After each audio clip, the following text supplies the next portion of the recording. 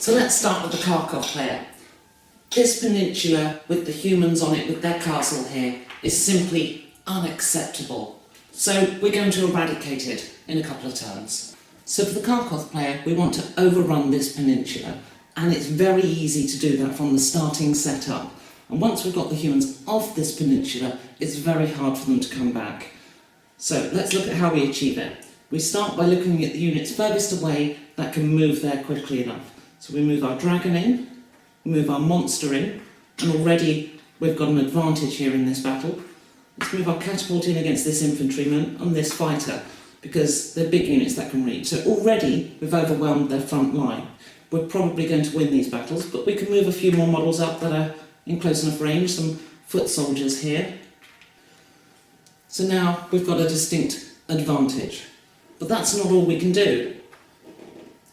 This creature, although it works better at sea, it does still add attack bonus on land. So let's do it. Let's completely overwhelm them so that we come out of this battle with as few casualties as possible. But we've also got our boats. So if I move this boat up to here, it loads. It can't quite unload to the castle, unfortunately, but we can add more attacking power to this tile and the foot soldier for more defensive power. We can also move a catapult and another fighter up. Now that could land on the castle, and if you're lucky, really lucky, you could win inside of a turn.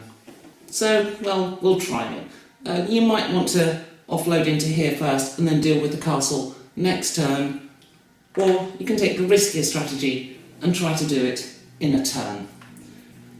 So once they've fought their battle, the humans are off the peninsula, and you are now free to dedicate your entire force against the elves. The elves are already split. You're going to win. As a player who's on the peninsula, the elves aren't in such a strong position on their mainland with their capital. What's likely to happen on the first turn is the undead will be moving forward. You're going to have to face that off with your monster and your dragon and a counter-attack with your catapult to wherever the undead have advanced to. That leaves you your reserve force here. Now the temptation is to throw that reserve force in too. You might do that with the foot soldier most likely. But that can be a bit of a waste to just try and slog it out against a force who ultimately, if they take their peninsula, ultimately will be superior to you. So what you have to do is put them on the defensive.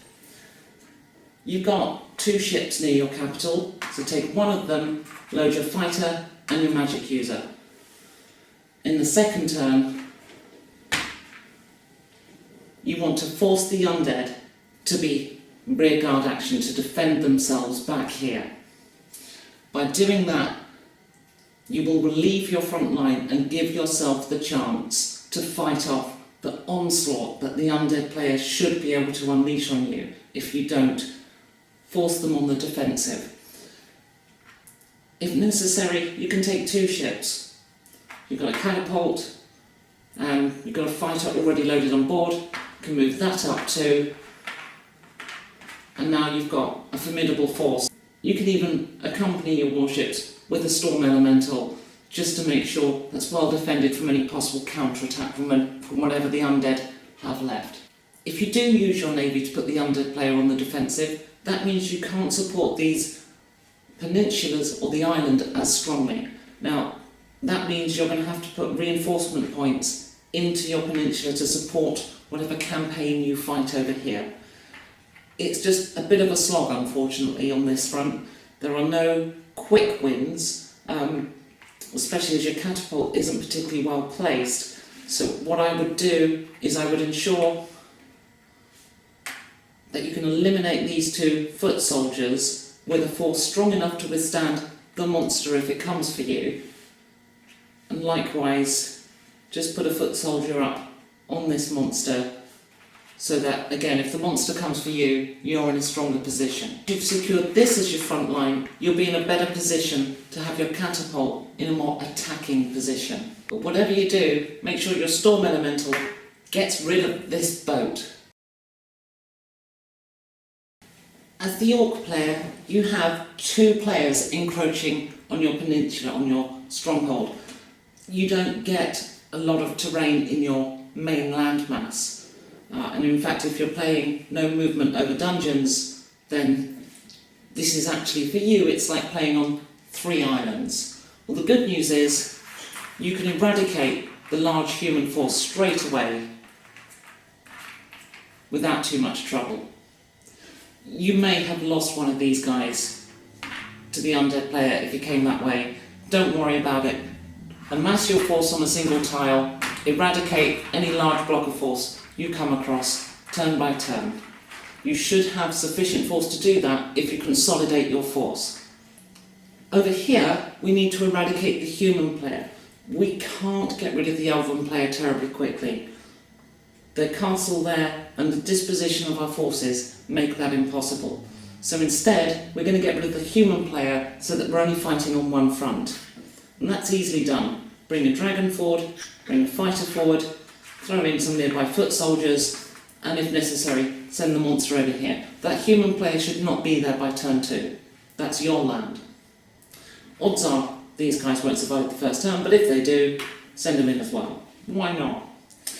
Now, over here, this wizard, this foot soldier, they're in a pretty poor position.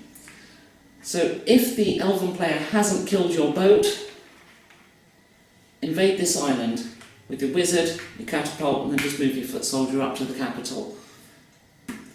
Take that island if you've still got your boat. If not, ignore it. They can't do much. They haven't got a boat nearby. If they are moving a boat in, well, you can always bring the storm elemental across at some point.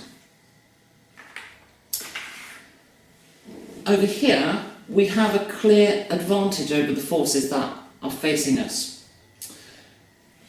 Now, the temptation is to try and save this guy by moving up some forces to reinforce it. But you can't save that guy. It just won't happen unless the human player is really bad, okay?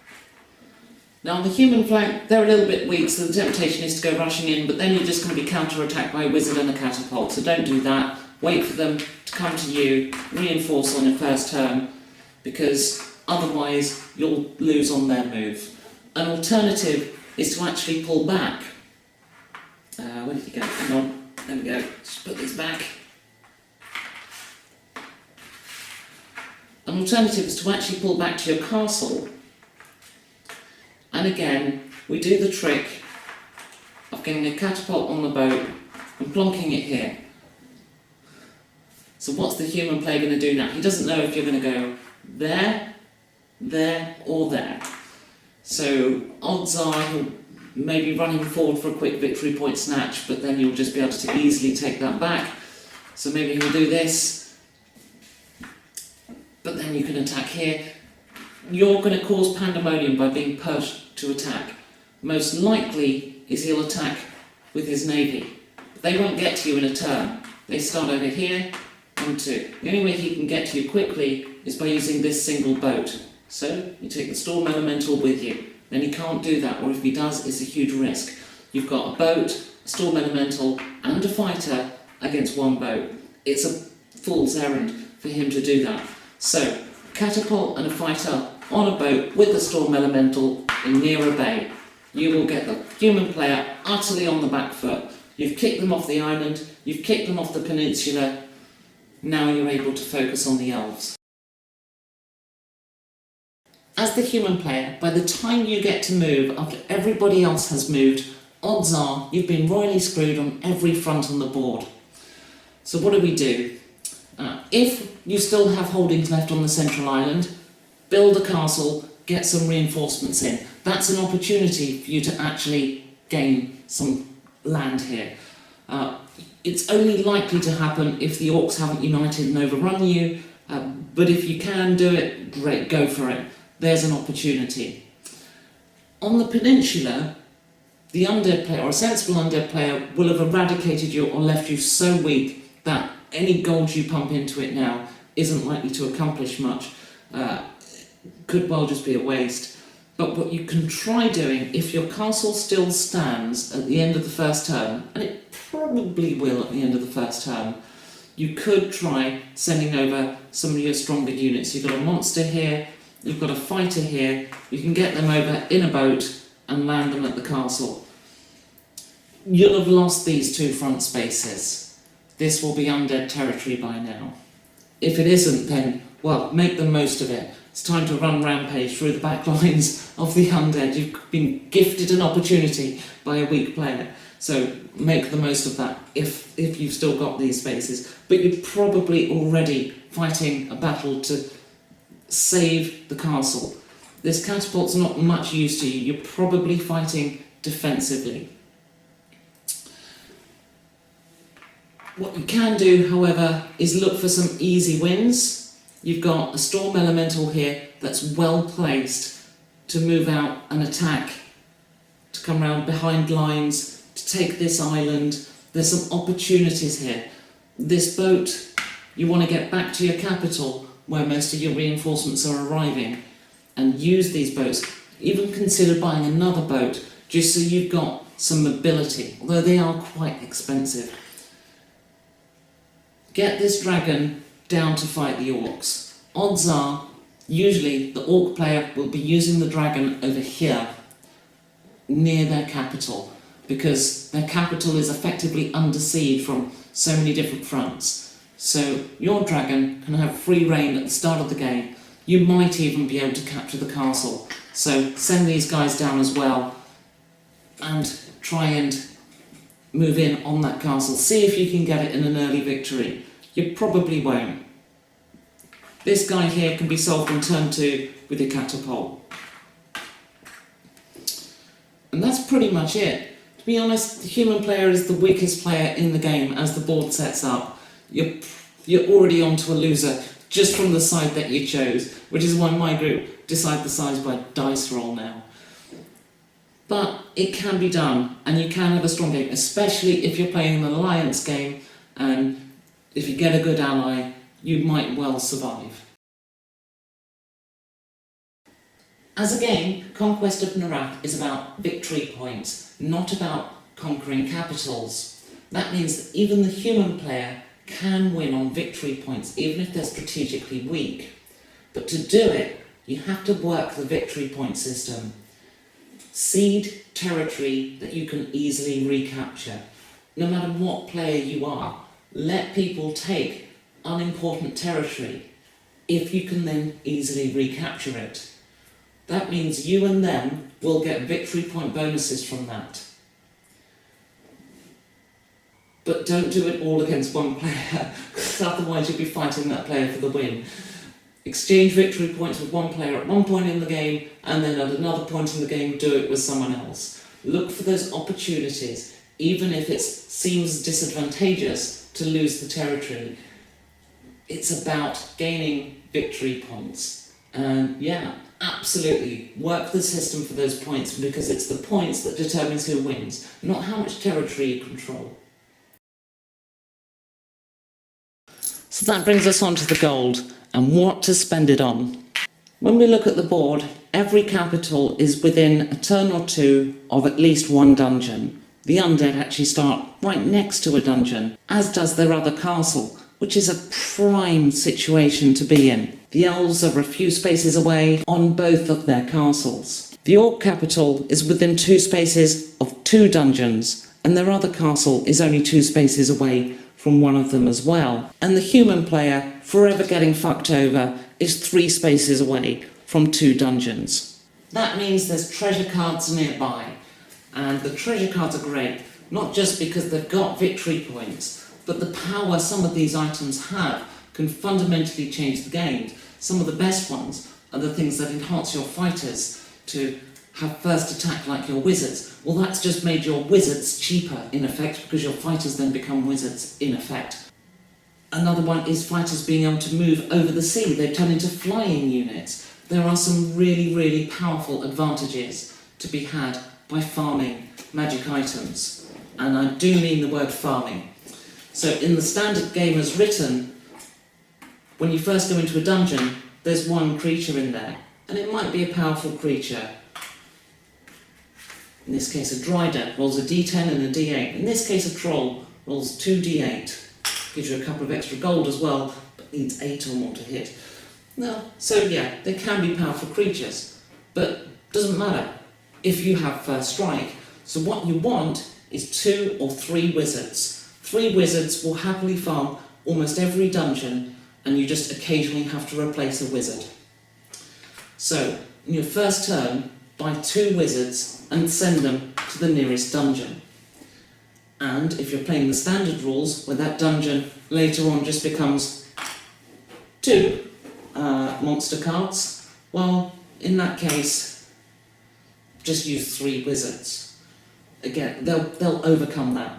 Now, if you watch my House Rules 2 video, then after the first time you go through the dungeon, that becomes 3 monster cards, and after that, the dungeon empties, and it is no longer returns any loot in the game. Well, that's fine.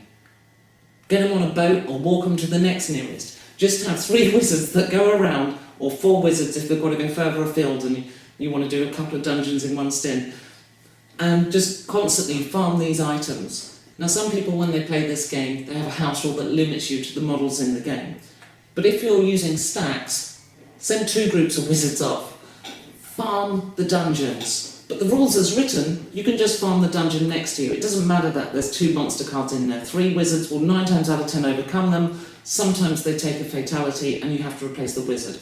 Very, very occasionally you'll lose because you lost a wizard and then you went in with 2 and then you died and stuff. It can happen. But replace them, keep farming. Just keep farming magic items. The Undead player can do it twice because they've got dungeons right next to them. The Elven player can do it twice. The Orc player can do 2 dungeons. The human player can, but their reinforcements have to go further afield. In fact, I would consider having 3 wizards in one dungeon, 3 wizards in the other, and 1 wizard stood between them to reinforce. Just get as many of these items. Win the game with treasure cards. So that's my strategy guide to Conquest of Nerath. It is a game that I'm yet to be defeated on, although I did have a draw when we had just stacks of dragons and neither of us were prepared to risk them all. Hence I did a House Rules video on that. So I've got 2 other videos on Conquest of Nerath if you're interested. So I hope to do some more strategy guides soon as I get a game in which I'm really good at. Conquest of Nerath and Blood Rage are 2 games I've done strategy guides on because I'm really good at those games. My current game isn't going so well.